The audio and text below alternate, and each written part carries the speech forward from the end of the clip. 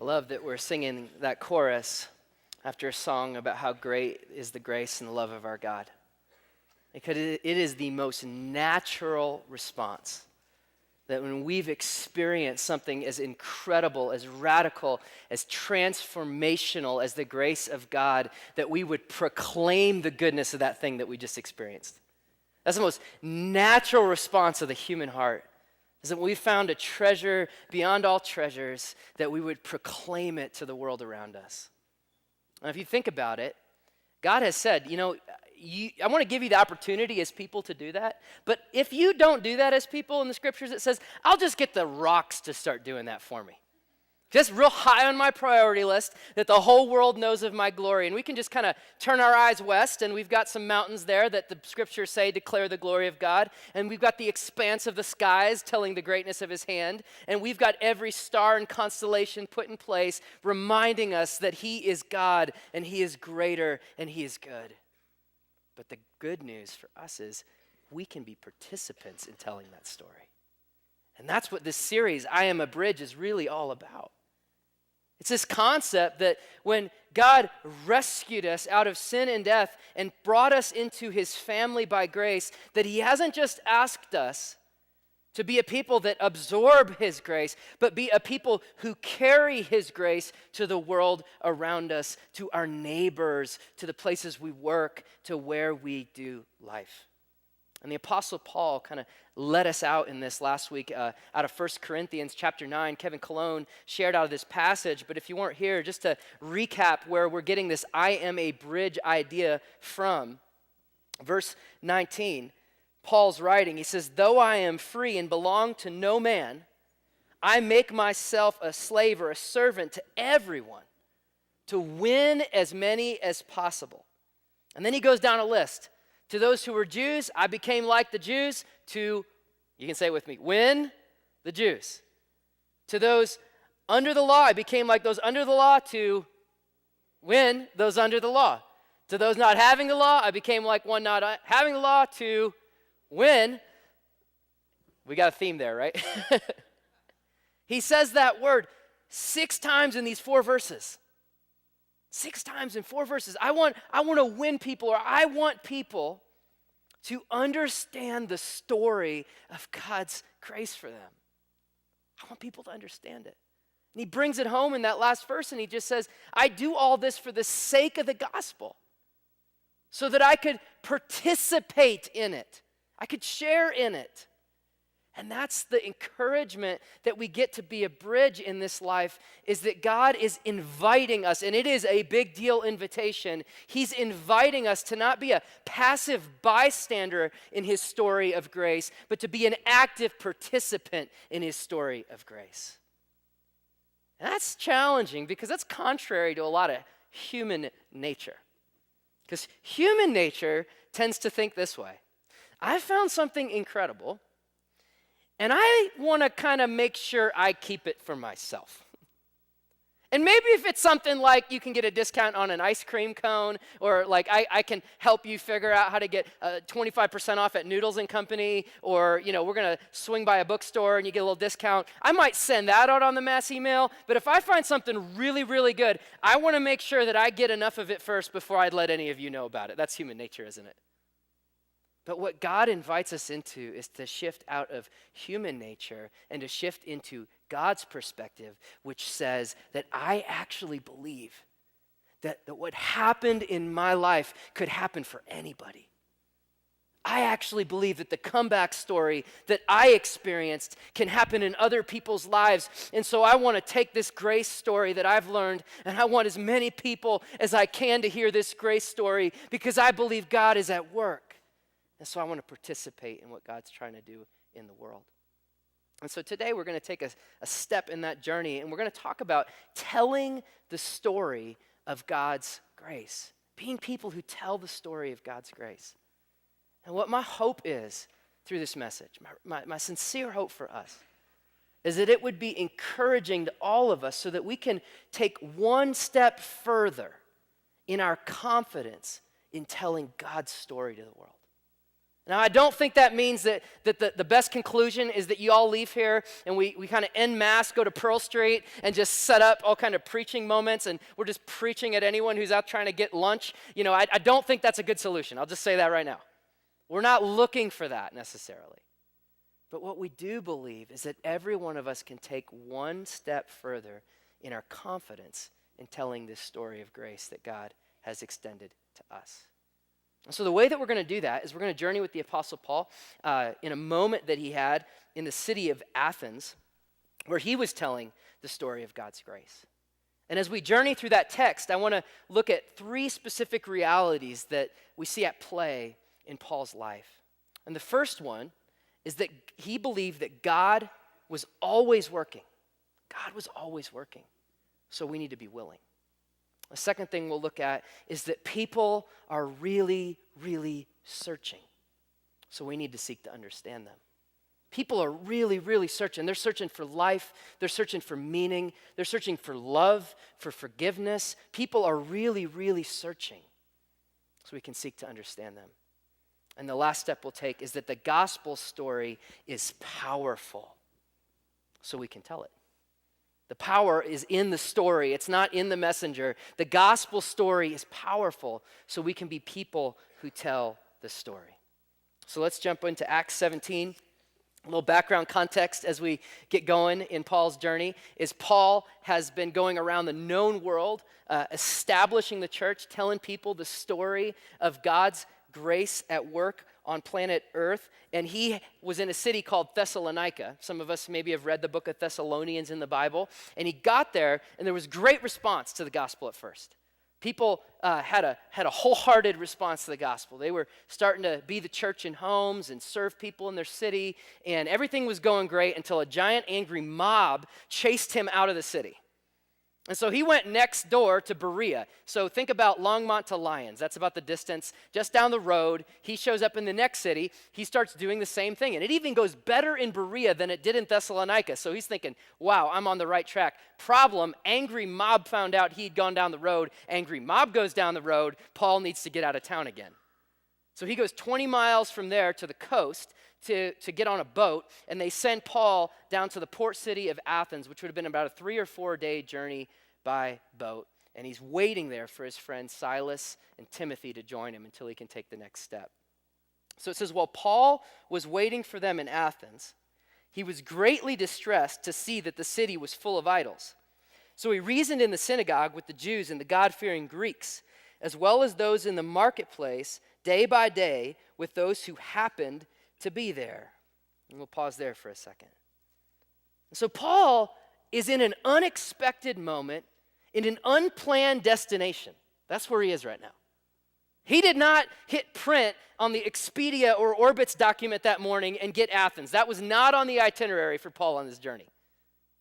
But he had gotten chased out of 2 towns and evacuated down to Athens, and that's the moment we find him in. And what does he do with that moment?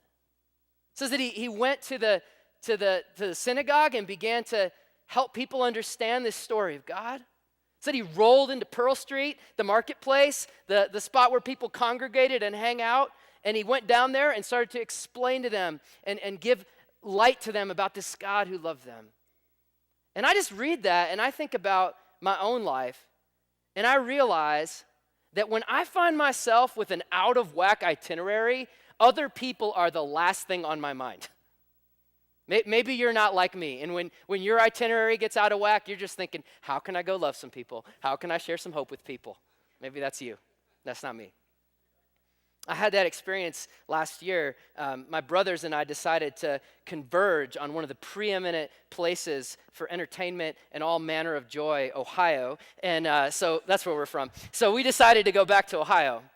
So I'm coming from Boulder. My brother Cameron's coming from Los Angeles. My littlest brother Eli is coming out of New York City where he lives. And we're going to converge on Ohio for just a weekend of brotherhood and excellence and all kinds of great stuff, right?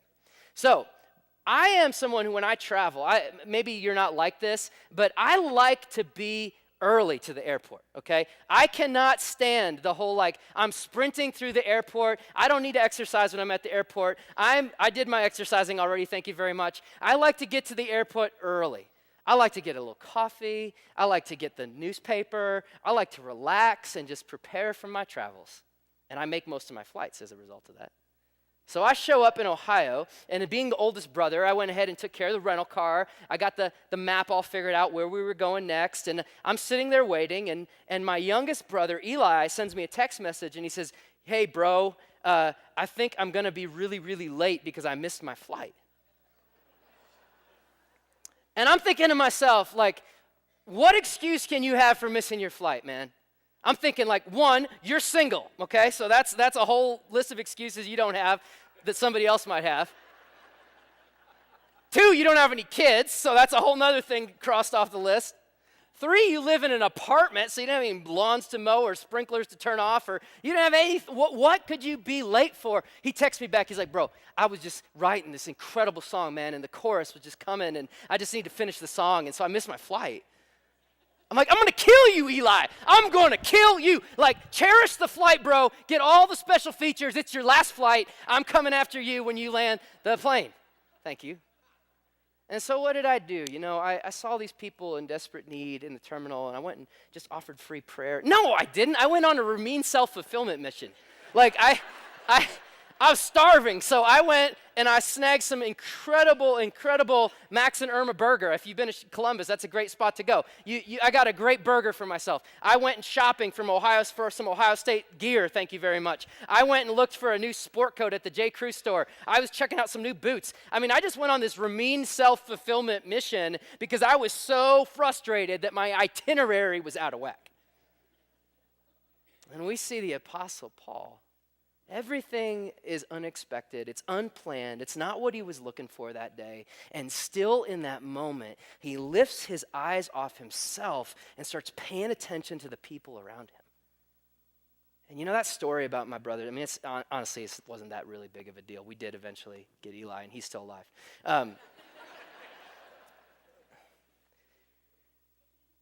But when you think about it, when you experience the real itinerary changes in life, the changes you get the diagnosis that you didn't want, and the job situation didn't go how it was supposed to go, and the family didn't really turn out the way you hoped the family would turn out, and maybe the living situation, and you go down the list of all the things that, if we're honest, we would say, man, that was not on my itinerary that I wrote for my life. Now, hear me on this. The temptation, and I use that word really operatively, the temptation that we face is we will be brought into a world of self-absorption.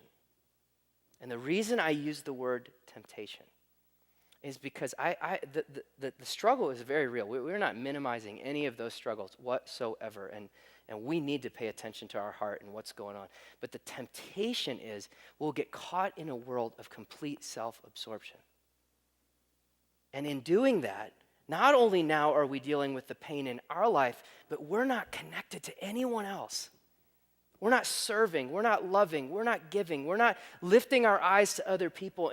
And when my wife walked through cancer, one of the things that I learned from people in the cancer treatment center is one of the most healing things for them to do was to actually turn and love other people. Crazy. But that's the story of the gospel, is that sometimes the freedom and some of the hope that we're looking for isn't going to come by just turning inward and looking more inward and trying to figure out our own thing. But sometimes so much healing and so much joy and so much hope gets restored in our own story when we start to give ourselves to the people around us.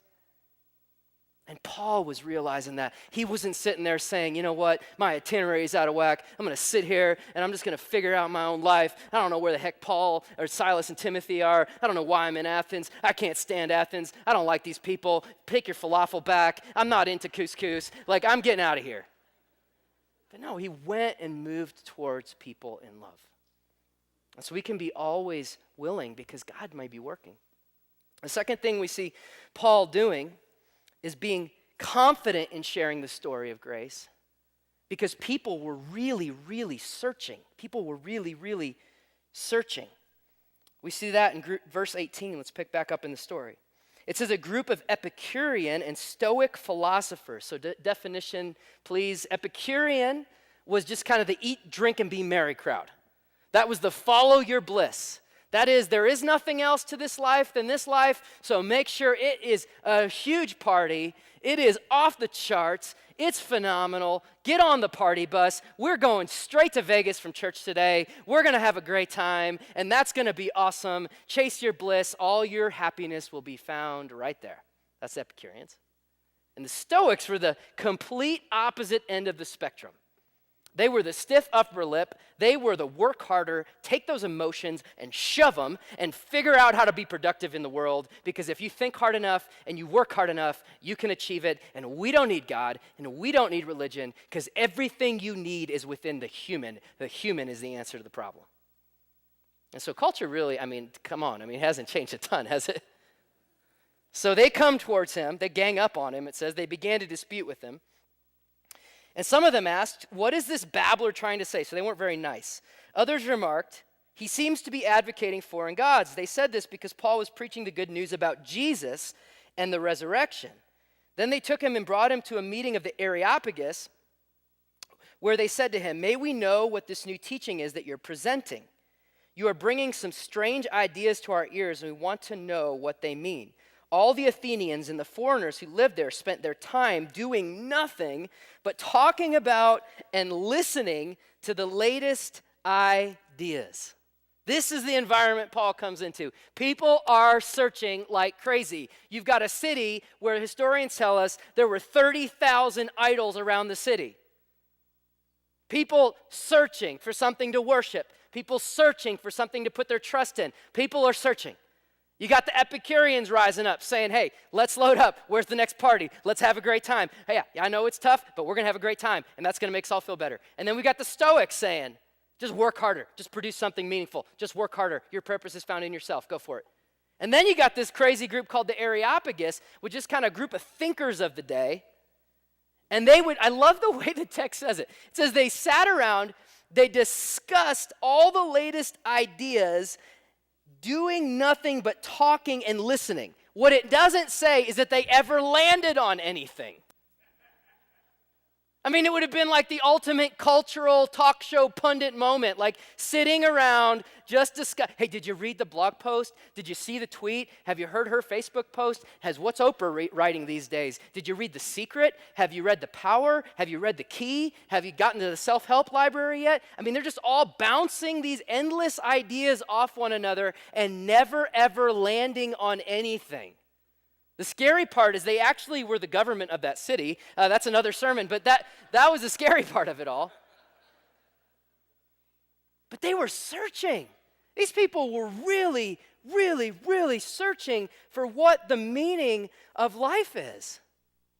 And if you think about it, I don't know about your neighborhood, but I don't have any neighbors with 4-foot-tall idols in their backyard of Athena, Apollos, Bacchus, or Ares. That's not happening in my backyard right now.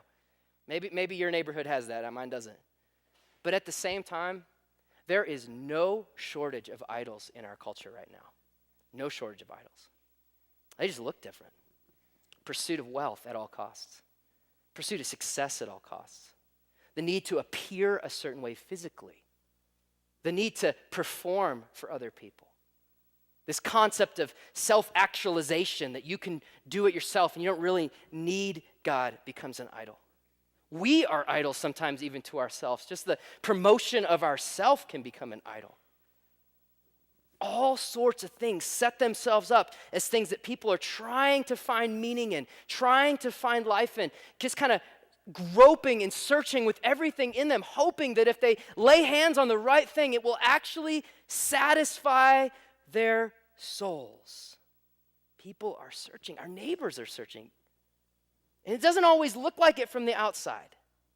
And that's the challenging part, is we can't always see. But what I have found, and maybe you've had this experience too, but what I have found is when people talk to me about, I want to talk to you about family, or I want to talk to you about finances, or I want to talk to you about like where my career's going. So often underneath that question is the bigger question of what really is the meaning of this all? What's the purpose of life? What are we here for? Like why do we really exist? What are we supposed to be doing and being in this world? What is the meaning of all of this? That's a question our culture is asking. And I just wonder sometimes, why do we ask the question? I mean, I interviewed my son. He's 8 years old. I interviewed him this week. I said, Isaiah, at some point in your educational journey, you're 8 years old, has a class sat with you and said, as a human being, one of your primary job descriptions is to understand the meaning of life. Have they talked to you about that? Like, you need to figure out the meaning of life. You need to figure out what your purpose is and why you exist on planet Earth. Have they had that conversation with you? He's like, no, Dad, can I go back to playing now? It's getting a little weird. Why do we ask the question? And we think about it in our culture, and we think about the scriptures. In Ecclesiastes chapter 3, it's written that God has set eternity in the heart of every person. God has set eternity in the heart of every person. The French philosopher Blaise Pascal said that there's a God-shaped void or vacuum in the heart of every man. And what that speaks of is simply this, is that every human being on planet Earth, everyone who lives in your neighborhood, who works where you work, who goes to the school that you go to, every single one of those people was created by God and was created for a relationship with God. And the truth for all of us is our hearts will remain restless until we find our rest in Him. And so this world is searching, longing, looking everywhere, trying to find meaning and purpose. We have to be careful not to let the exteriors throw us off. Because I have found so many times the places I assume everything is really well adjusted are actually sometimes the places that it's crumbling the most on the inside. So Paul saw that they were searching, and it gave him confidence for what he was about to do next. And this last step we're going to take is just that simply Paul was willing to tell the story of God's grace because the story is where the power is. So in verse 22, Acts 17, it says, Paul then stood up in the meeting of the Areopagus and said, "Men of Athens." And I just love, we get an exclamation point there. This wasn't kind of coming in under the radar saying, hey guys, just kind of maybe want to share something. If you don't mind, if I take too much time, go ahead and let me know. I'll step back. He's like, men of Athens, men of Athens. What's so cool about that is that later in Scripture, Paul talks about himself. He says, I wasn't really a great public speaker. There were way better public speakers than me. I'm not a great orator. Paul self-describes himself that way. And what this speaks to us of is that this confidence that Paul had, it wasn't in his presentation. It was in the power of the God he was about to tell them about. And I just want to say that to all of us. I mean, you may listen to sermons and think like, wow, I couldn't express God that way, the way that person does, or the way that they do. But here's the thing. The power of the gospel is not in the presentation. It's in the God that you're talking about. And that's where our confidence comes in telling the story. He goes on, men of Athens, I see that in every way you are very religious. So he affirms them a little bit. He affirms them a little bit. He says, look, I see that you're searching. He doesn't come at them right away and start bashing them. He just says, I see you're religious. You're searching. I give you some credit for that. And then he goes on, for as I walked around and I looked carefully, so I was paying attention to your objects of worship, I even found an altar with this inscription, to an unknown God. Now what you worship is something unknown. I'm going to proclaim it to you. And the historians tell us that was accurate. I mean, there was an altar that they had left there, and it said, to an unknown God, just in case that we missed one of the gods. And now we have 29,999 named gods, and one spot just in case we missed somebody, so we can cover that later. And he goes on, and he says, the God who made the world and everything else in it. And now he's shifting from just translating their culture to telling the truth about God. And that's a huge step. He was translating and saying, look, I understand this is who you guys are. I'm understanding you. And now I'm going to tell you the truth about who God is. The God who made the world and everything in it is the Lord of heaven and earth and does not live in temples built by human hands. He's not served by human hands as if he needed anything, because he himself gives all men life and breath and everything else. From one man he made every nation of men so that they should inhabit the whole earth, and he determined the time set for them in the exact places for they should live. God did this so that men would seek him and perhaps reach out for him or grope in the dark for him. For in him we live and move and have our being. And then he starts quoting their songwriters of the day. He's saying, hey, just like Sam Smith sings, or just like Katy Perry sings, or just like pick your favorite artist sings, for we are his offspring. He's just grabbing something out of their culture and saying, look, this is what they're saying. And we see in this moment Paul doing something so essential in telling the story. He was willing to translate the gospel into the heart language of their culture, into what they were actually thinking and talking about, and then come alongside that with orienting them to the truth of who God is. And you see that in those specific things. I mean, we talked about the unknown God, but I love it. He also talks about how our God doesn't live in temples. That's a big statement right there, because you're standing next to the Acropolis and the Parthenon, marvels of architecture of the day.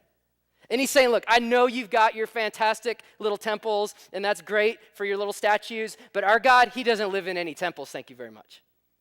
And then he says, and I understand that your gods need to be served. You have to have all these special holidays and keep them happy, and maybe they're temperamental, and you've got to do all these things for your gods to serve. And then he transitions it to them and says, but guess what? My God, he gives.